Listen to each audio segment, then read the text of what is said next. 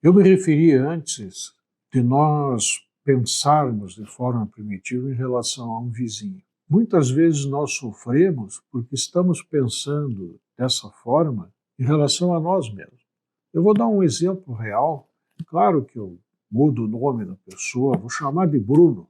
Ele tem muita dificuldade em conviver em encontros sociais de pequenos grupos. Ele se sente tenso, ansioso, ele tem a impressão que ninguém vai dar bola para ele, que vai ser ignorado, então ele tende a evitar esses encontros. Era o quinto filho de uma família de 6 irmãos, o pai trabalhava muito e quando chegava em casa, cansado, ele acabava dando atenção só para o filho que estava causando problemas, para repreender o filho, castigar o filho. O filho que não estava dando problema não dava atenção. Essa infância vivida assim fez com que o Bruno tivesse essa dificuldade na vida adulta. Reduziu a avaliação de si mesmo ao pai.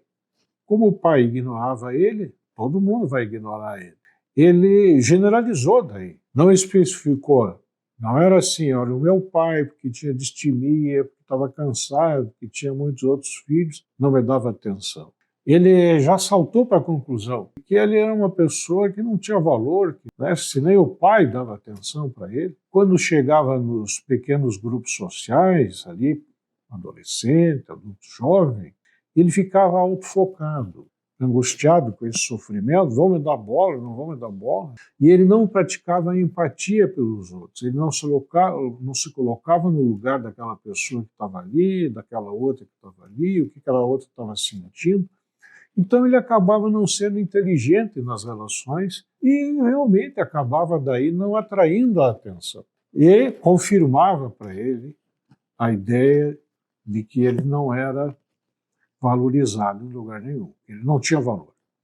À medida que ele vai se dando conta que essa era a forma primitiva de pensar, que em vez de reduzir ao pai, ele ampliasse, observasse as outras relações dele, que em vez de generalizar, especificasse, não, meu problema estava no meu pai. Em vez de pegar isso como uma verdade, um dogma que ficou dentro da cabeça dele para sempre, isso era uma versão, era a visão que eu tinha na época, pela forma primitiva, natural de uma criança pensar. E se ele começasse a praticar a empatia com as pessoas que ele se encontrava, tudo ia mudando. Felizmente o Bruno teve essa mudança. Agora veja como isso é perigoso, se a gente fica agarrado na forma primitiva de pensar. Porque se o Bruno tivesse maldade dentro dele, ele não tinha, ele poderia ir adiante e ele poderia dizer assim: as pessoas não me dão atenção porque elas são más.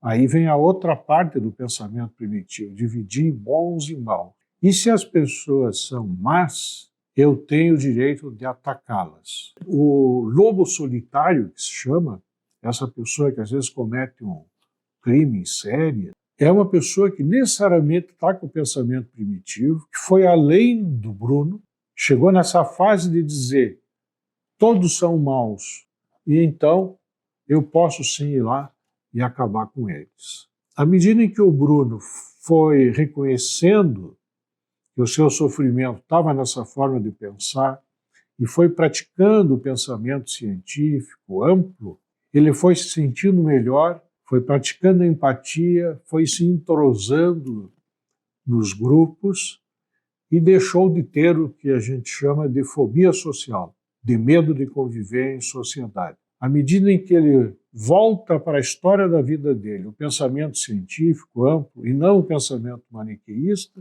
ele passa a ter uma vida igual ao dos seus companheiros.